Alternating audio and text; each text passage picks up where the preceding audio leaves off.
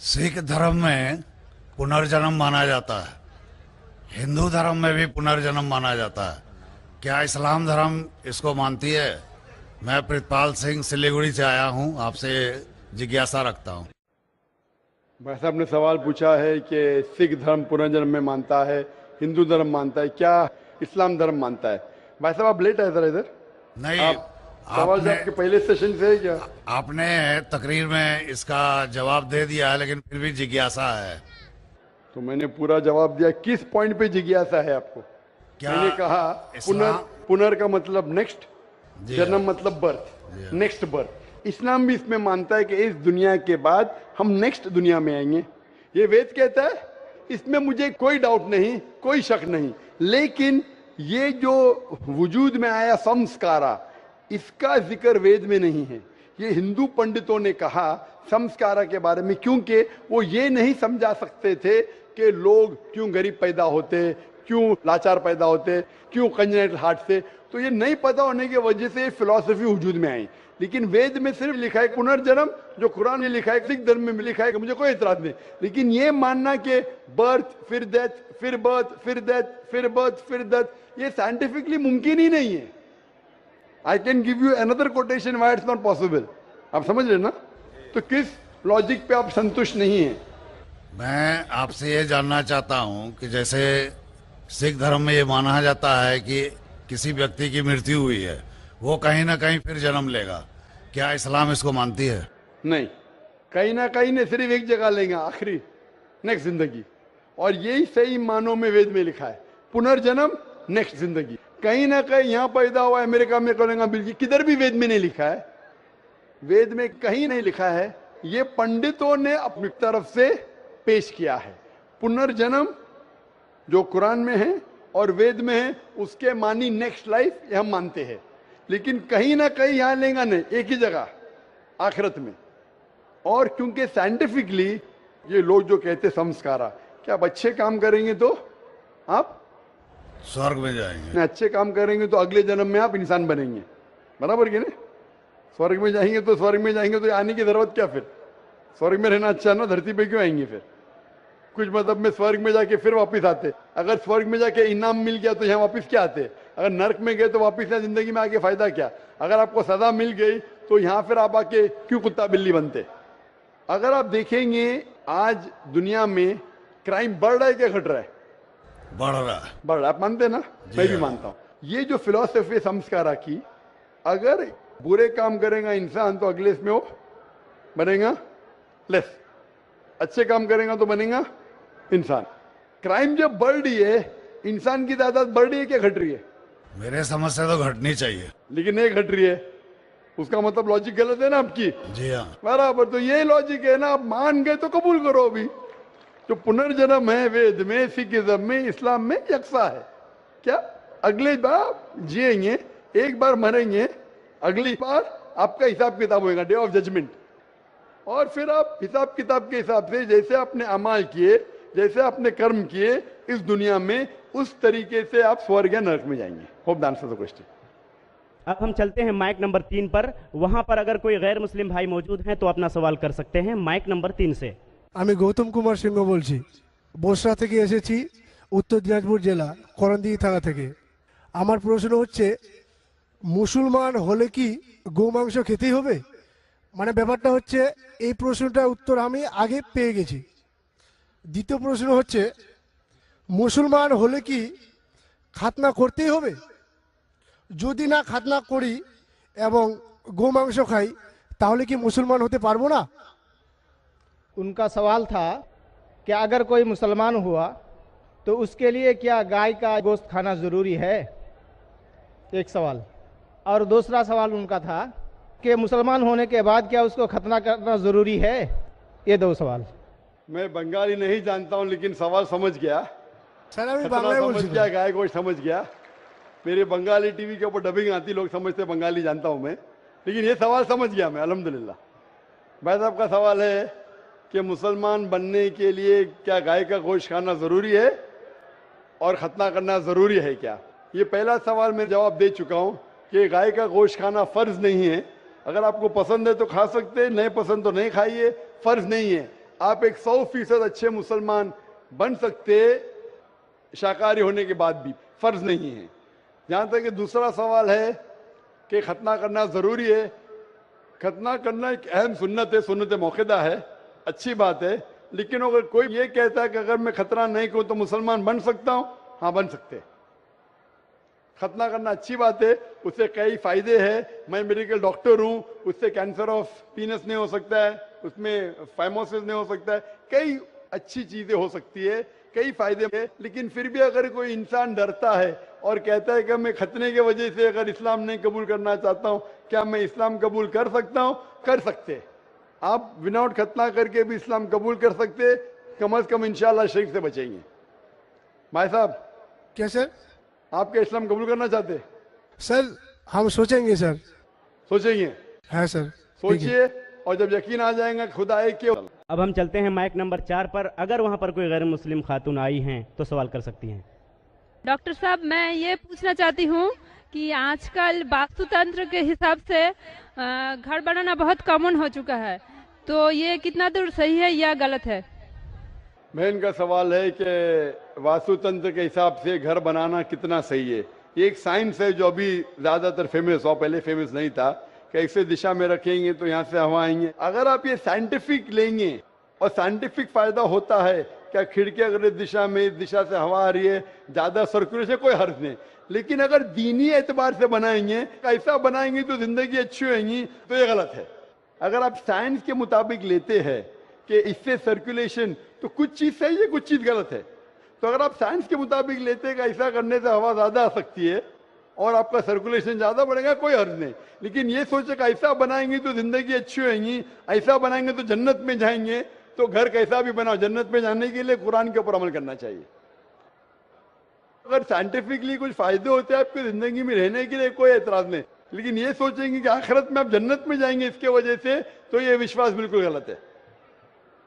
एक बार मैं फिर वाज़ह कर दूं, अपना नाम और अपना प्रोफेशन सवाल करने से पहले ज़रूर बताएं। अब हम फिर लौट आते हैं माइक नंबर 1 की तरफ। माइक नंबर 1 पर अगर कोई गैर मुस्लिम भाई हैं तो अपना सवाल कर सकते हैं माइक नंबर 1 से।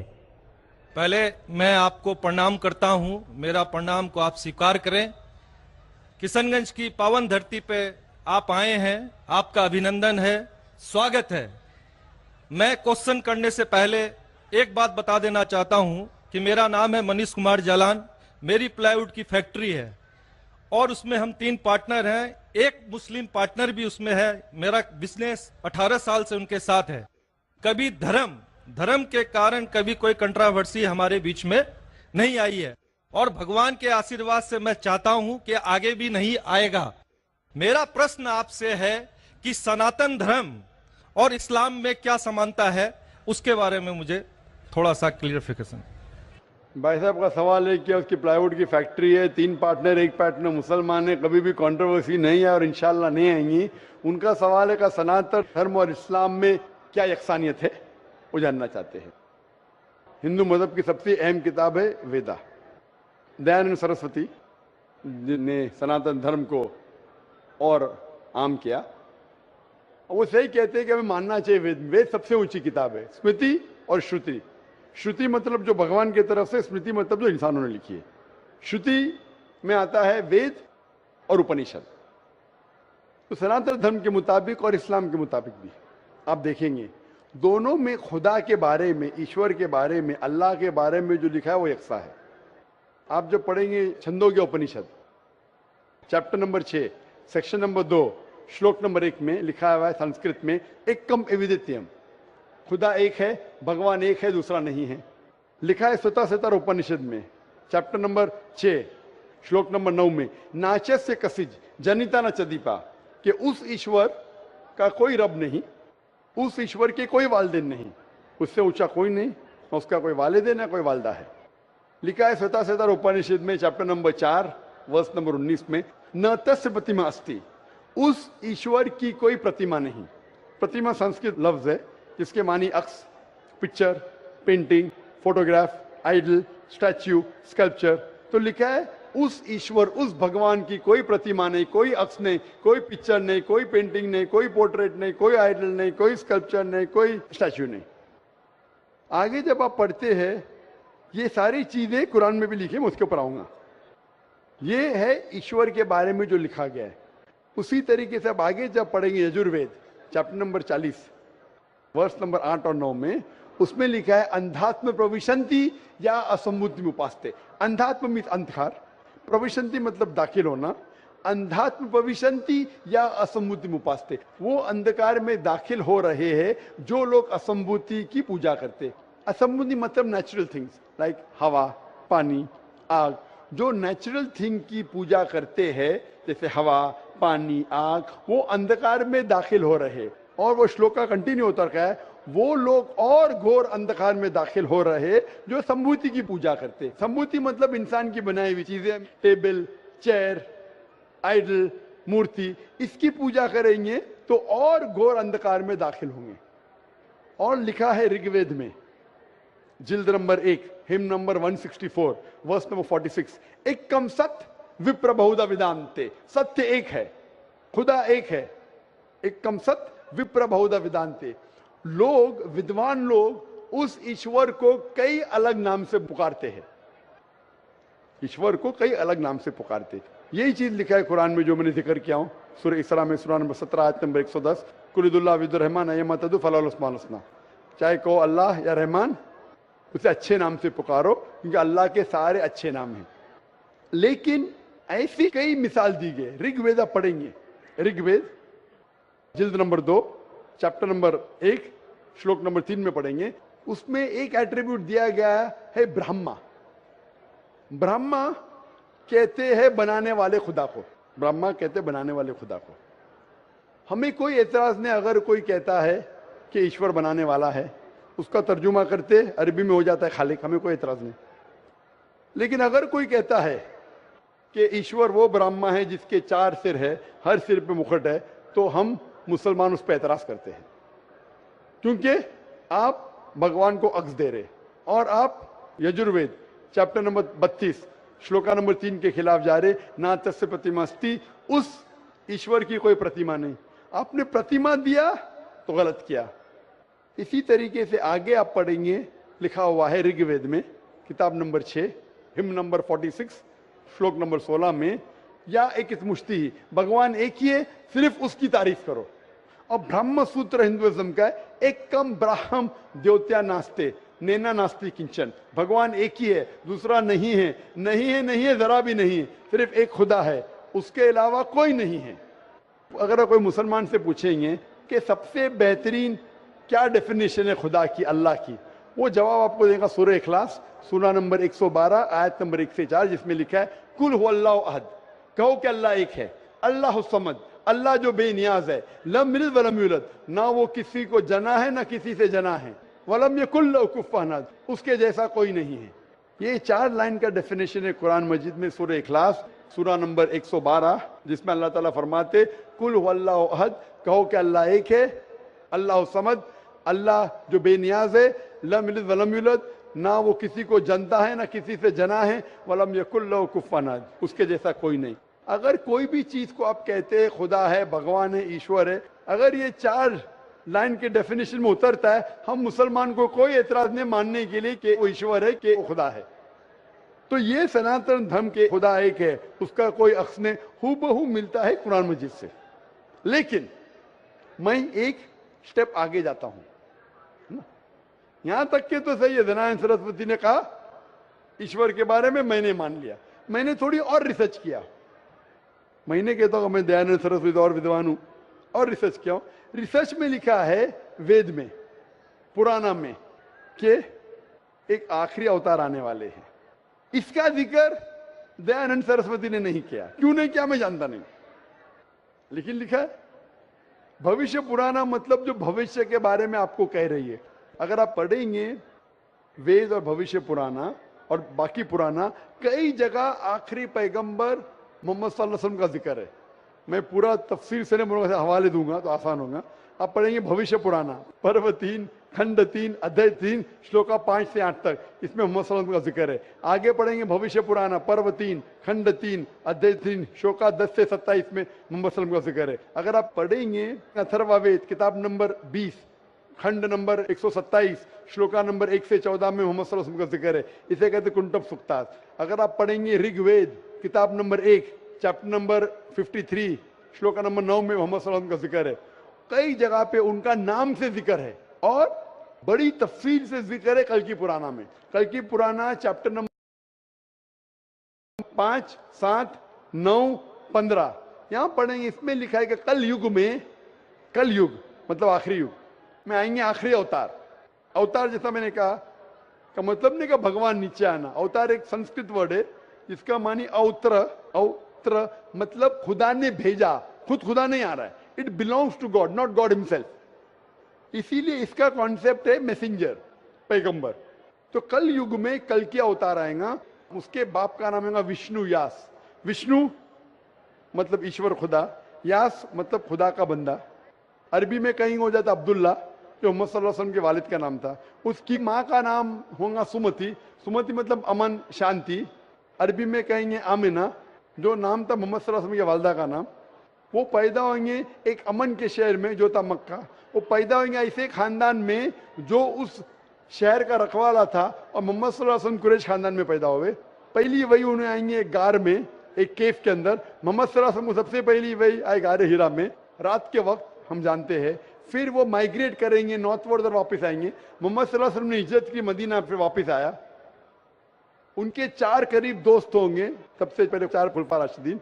ऐसे कई तफसील है। तो खुदा के जिक्र के बाद जो वेद में यकसानियत है जो कुरान से मिलती है वो है मोहम्मद सल्लल्लाहु अलैहि वसल्लम का जिक्र। और भी यकसानियत है, ये तो सिर्फ खुदा के बारे में और मोहम्मद सल्लल्लाहु अलैहि वसल्लम के बारे में।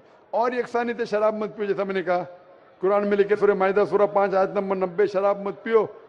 मनुस्मृति चैप्टर नंबर 9 श्लोक नंबर 225 में लिखा है। कुरान में लिखा है जुआ मत खेलो, सूरह माइदा सूरह 5 आयत नंबर 90।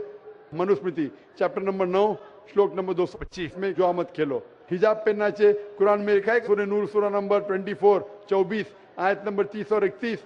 ऋग्वेद में लिखा है जिल्द नंबर 8 में। इस तरीके से कई यकसानियत। सबसे अहम 2 यकसानियत है पुनर्जन्म, वेद में कुरान में।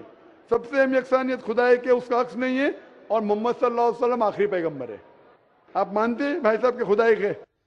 मुझे जानकारी नहीं है। आप मानते खुदा एक है कि नहीं मानते? मुझे जानकारी नहीं है और अपने धर्म को जो जानता हूं उस हिसाब से हम तो सभी देवी देवताओं को मानते हैं और हमें मानना भी चाहिए, ये हम जानते हैं। आपके धर्म में सबसे ऊंची किताब कौन सी है? हम तो गीता को मानते हैं। गीता क्या है? वेद का निचोड़ है। सबसे ऊंची किताब हिंदू धर्म में है वेद। वेद जो है श्रुति, वेद, उपनिषद। फिर आएंगे आपके महाभारत। भगवत गीता 18 चैप्टर है महाभारत के, 18 चैप्टर। महाभारत का एक हिस्सा है। श्री कृष्ण अर्जुन को सलाह देते हैं क्या करना चाहिए, वो उसे कहते हैं भगवत गीता। आप समझे ना? कहते हैं ये निचोड़ है वेद का, लेकिन वेद तो पहले समझो आप, बराबर ना? तो वेद में जब लिखा है इतना खास तौर के भगवान एक है, तो आप क्यों इतने देवी देवता में मानते नहीं? ये तो आपको तहकीक करना पड़ेगा ना। तो मैं जो कह रहा हूं उसे लिखिए, या ऑलरेडी अवेलेबल है किताब में। किताब जाइए पढ़िए, वेद पढ़िए। ये जाकिर मुंबई से आया बेगम बाकी तो नहीं कर रहा है, हवाला दे रहा है इधर से उधर, मैं भी फेंक रहा है। नहीं हो सकता है ना फेंक रहा हूं। नहीं, आप जितनी बात को बोल रहे हैं पीस टीवी में भी देखता हूं। देखते माशाल्लाह। हाँ, तो अब आप वेद के बारे में बोले हैं और बताए हैं। आपका चैप्टर नंबर और पन्ना नंबर तो मेरे दिमाग में आया नहीं कि ठीक है बोल रहे हैं तो कुछ होगा उसमें। कुछ तो होगा, कुछ तो कुछ होगा, कुछ ना कुछ होके छोड़िए मत, तहकीक कीजिए। नहीं, क्या अब गलत क्या सही? अब नहीं, करेंगे। अब करेंगे। कितने दिन में कंप्लीट करेंगे? 1 हफ्ते में कर लूंगा, कोई बड़ी बात थोड़ी है। 1 हफ्ते में मैं आपके पार्टनर से पूछूंगा। आपने बोला अब तक कंट्रोवर्सी नहीं हुई। मेरा कंट्रोवर्सी होना जरूरी नहीं है। आप उसको अच्छाई की तरफ लेके आओ, वो आपको अच्छाई की तरफ लेके आएगा। कंट्रोवर्सी नहीं करना। अगर आदमी बोला 2 + 2 5, अरे जान दे यार, मेरा पार्टनर मुझे ज्यादा पैसा दे रहा है, 5 रुपया दे रहा है, 2 + 2 5, तो गलत है ये। गलत है तो बोलना चाहिए। कंट्रोवर्सी नहीं होना अच्छी बात नहीं, कंट्रोवर्सी होके सच्ची राह पे लेके आना अच्छी बात है। आप समझ रहे नहीं? तो आपके पार्टनर से कहो, इतने 18 साल से आपके पार्टनरशिप किए, अभी आप 1 हफ्ते में तहकीक करेंगे जाकिर क्या बोलता है, और पार्टनर से डिस्कस करो, बराबर ना? आप ठीक बोल रहे हैं। मेरे पार्टनर का नाम भी मैं बताना चाहूंगा। बता दो। सैयद मजरुल हसन साहब नाम है मजरूल उनका। सैयद मजरूल हसन साहब, तो लाखों लोग सुन लिए ना। हाँ। तो सैयद मजरूल हसन साहब को और वो पकड़ लेना। हमारे से 15 साल बड़े भी हैं, माशाल्लाह। मेरे से 15 साल बड़े भी हैं। हाँ, हमारी डिस्कस होती है, सब चैप्टर पर डिस्कस होती है, परंतु मैंने क्या कहा कि हमारे बीच में किसी तरह का कोई भी कंट्रोवर्सी नहीं होता है। और आपने वेद के बारे में बताया, जरूर मैं वेद को भी वो पढ़ूंगा। भी कंट्रोवर्सी नहीं है, कंट्रोवर्सी नहीं, यकसानियत है। आज कुछ आपसे लेके जा रहा हूं, मैं देखे नहीं जा रहा हूं, मैं आपसे लेके जा रहा हूं। मेरे मन में जिज्ञासा थी, मैं आपसे क्वेश्चन किया, आपने मेरे क्वेश्चन का जवाब दिया, इसके लिए मैं धन्य हूं। और मैं अपने जो आप वेद के बारे में बोले, मैं जरूर उसको पढ़ूंगा और 7 दिन में ही पढ़ूंगा। इंशाअल्लाह आप पढ़िए, तहकीक कीजिए, लेके जा रहे, अगर आप कबूल करेंगे तो मुझे देके भी जाएंगे सवाब इंशाअल्लाह। मेरा प्रणाम को फिर स्वीकार करें आप। इसी के साथ मैं अपने शब्दों को विराम देता हूं। डॉक्टर साहब, मैं बंगाल से हूँ और मुर्शिदाबाद जिला से हूँ। मैं अपने मन से इस्लाम को कबूल करना चाहता हूँ।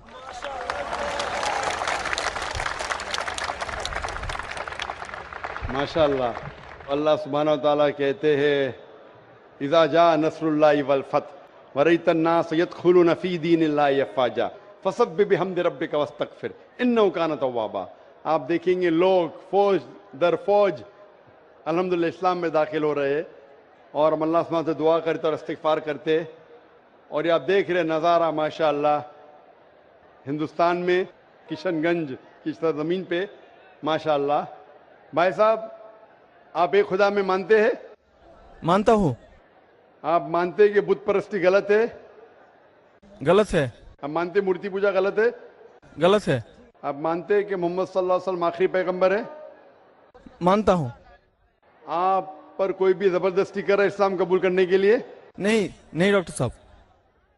आप पे कोई भी दबाव है इस्लाम कबूल करने के लिए? नहीं डॉक्टर साहब। आप अपने मन से करना चाहते हैं इस्लाम कबूल? अपने मन से करना चाहता आप हूँ। पे कोई भी प्रेशर नहीं? कोई प्रेशर नहीं है। जैसा मैंने कहा कि जबरदस्ती किसी को इस्लाम कबूल कराना इस देश में हराम है। इस्लाम या कोई भी मजहब में जबरदस्ती करना हराम है इस देश में।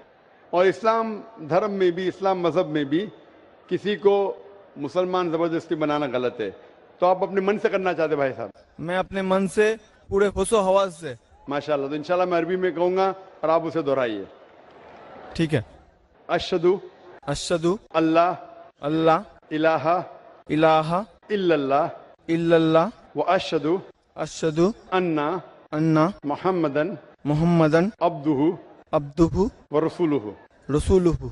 मैं शहादत देता हूँ कि अल्लाह के अलावा अल्लाह के अलावा कोई माबूद नहीं माबूद नहीं और मोहम्मद सल्लल्लाहु अलैहि वसल्लम उसके पैगंबर और बंदे हैं। माशाल्लाह, आप मुसलमान हो चुके। और डॉक्टर साहब, जी हाँ, बोलिए मेरा भाई। एक मन की ख्वाहिश है जी हाँ, कि मैं आपके हाथ से कुरान शरीफ को पाना चाहता हूँ। इंशाल्लाह। आप कौन सी जबान में महारत रखते हैं भाई साहब? बंगाली या हिंदी? बंगाली का? हाँ, बंगाल का हूँ। बंगाल का। तो हाँ, बंगाली में महारत रखते हैं? हाँ, मैं दरखास्त करूंगा अगर कोई वॉलंटियर्स बंगाली का तर्जुमा ला सकेंगे, बंगाली और हिंदी का तर्जुमा कुछ चंद ला सकेंगे वॉलंटियर्स। भाई साहब, आप आगे आ सकते हैं हाँ, स्टेज के आ करीब। सकता हूँ। हाँ, जब तक आप आगे आएंगे इंशाल्लाह हम सवाल जवाब के सेशन को बढ़ाते रहेंगे। हाँ, ठीक और है। मैं दरखास्त करता हूँ वॉलंटियर से, अगर बंगाली और हिंदी का तर्जुमा यहाँ लाके स्टेज पे देंगे तो इंशाल्लाह मैं ये नौ मुस्लिम को पेश कर सकूंगा। सर, मैं आपके पास जाना हूँ। जी हाँ भाई साहब।